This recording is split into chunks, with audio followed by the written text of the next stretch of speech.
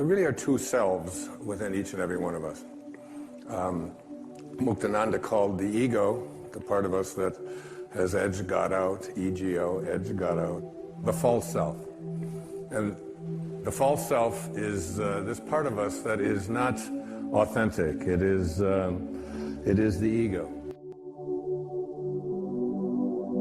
This false self is the part of us that is always trying to win, trying to own things, trying to prove itself. We send our kids off to school and we tell them, you know, be ahead of everybody else, win no matter what, and so on. And they have a tendency just to believe that who they are these bodies, even though the body they're in is going to change and you'll never be able to find it again. And then there's within each and every one of us a higher self. And this higher self is really the soul, it's really the spirit, it's really God. But these two selves are sort of constantly they're not at war so much with each other, but there's this battleground that we have within us. I'll give you an example of it in my own life. Somebody on the internet, a guy named Watkins, has put out a list, because there's lists for everything. The 100 most spiritually influential people alive. And they put out this list, 100 people. And they rank from number 1 to 100. And I'm on the list. Not only am I on the list, but I am, according to this list, and they've got all this criteria on how you get on this list, I am the third most spiritually influential person alive. So the spiritual part of myself, my soul, the higher place within myself, says to me, this is not relevant. You're not any better than anybody else just because somebody has put you on a list. In fact, you shouldn't even know about that list. And perhaps the people who are most spiritually influential aren't even on that list and don't even want to be on that list because they don't care about those kind of rankings and comparisons and so on. But then there's the ego over here that says, what do you mean number 3? Well, what's going on with that? And who are these people who are more spiritually influential than you? And how are you going to take them down? It shouldn't make any difference. Who I am is the same as everyone else. We all come from the same place, and we all return back to the same place. But then the ego says, let's see, the 2 people ahead of me on this list, one of them is Eckhart Tolle, but he had Oprah, and he got on there every week, and that's not fair. So, and then there's the Dalai Lama, and I figure Eckhart and I maybe can get together and take the Dalai Lama out of his head. Or maybe I should align with the Dalai Lama, and anyway, the ego is doing this number on us. But there's also the part of us that is divine. And this is the place that I'm addressing here in this program. There's a quote from Joel Goldsmith. Joel wrote so many great books. A Parenthesis in Eternity was one of them. And this is what Joel said. He said, then there are those who reach a stage in which they realize the futility of this constant striving and struggling for the things that perish, things which after they are obtained prove to be shadows. It is at this stage that some persons turn from this seeking for things in the outer realm to a seeking for them from God. And that's who you tuned into today on this program. I have left this pursuing things and money and fame and winning and being better than others. It's taken me a while, but it has been a powerful journey. As a matter of fact, I had said to my ex-wife,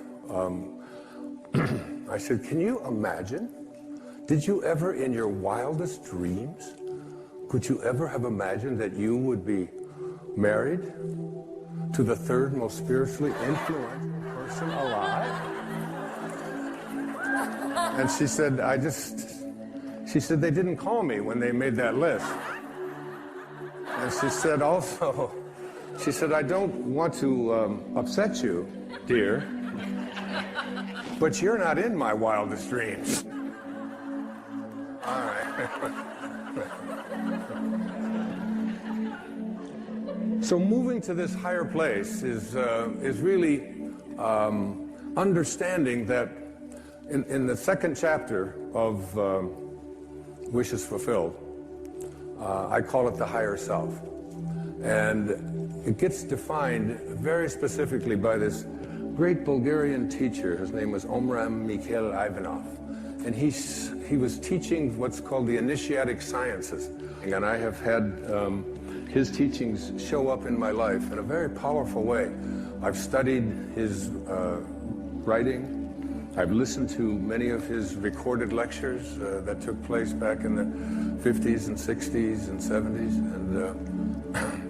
And I brought a quote of his that I'd like to share with you.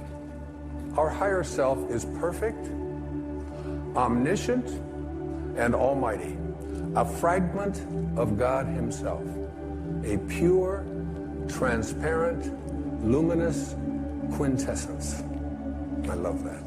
I love great writing like that. And that within each and every one of us, there is a place inside of each and every one of us that is all-knowing, that is almighty, that is actually a fragment of God. He then went on to say, the Creator has planted within every creature a fragment of himself, a spark, a spirit of the same nature of himself. And thanks to this spirit, every creature can become a creator. And this means that instead of always waiting for their needs to be satisfied by some external source, human beings can absolutely work inwardly by means of their own thoughts, their own will, and their own spirit to obtain nourishing, healing elements that they need. This is why he said to all of us, the teaching I bring to you is of the Spirit, of the Creator, and not of matter. A spark that is in each and every one of us.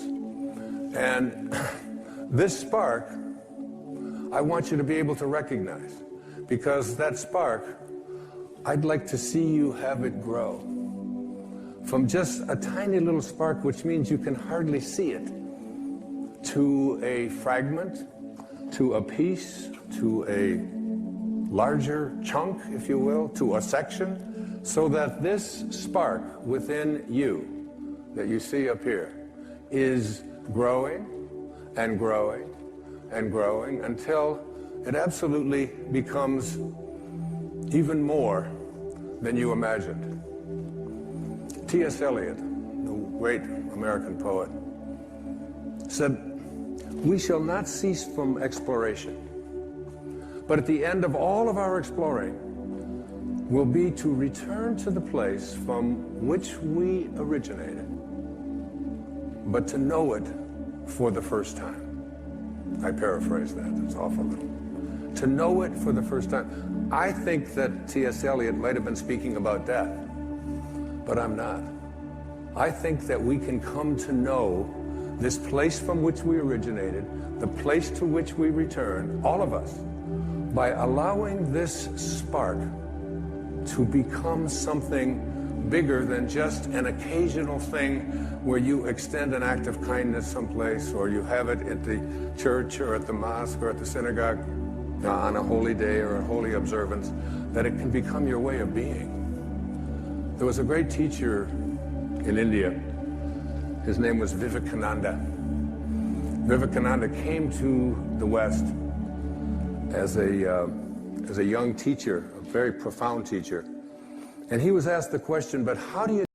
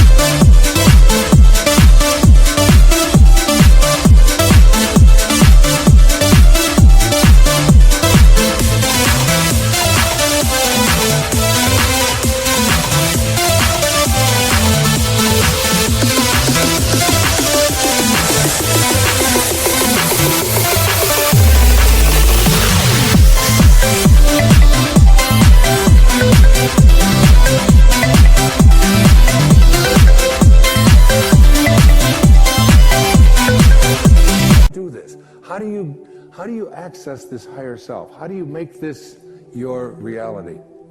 And he said these words to his devotees, and I say them to you. He said, in the springtime, go out and observe the blossoms on the fruit trees. He said, the blossoms vanish of themselves as the fruit grows. And so too will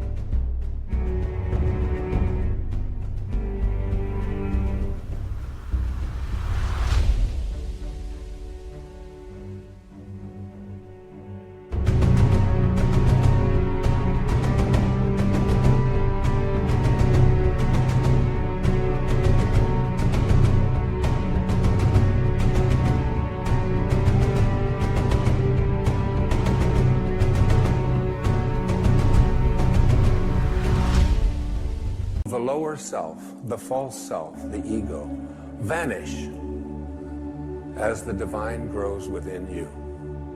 It's about allowing yourself to recognize you must have this spark because this is what you came from, and this is what you return to. And as this spark becomes a fragment and becomes a section and becomes larger and larger, you reach what I call in Wishes Fulfilled, the 3rd chapter, the highest self.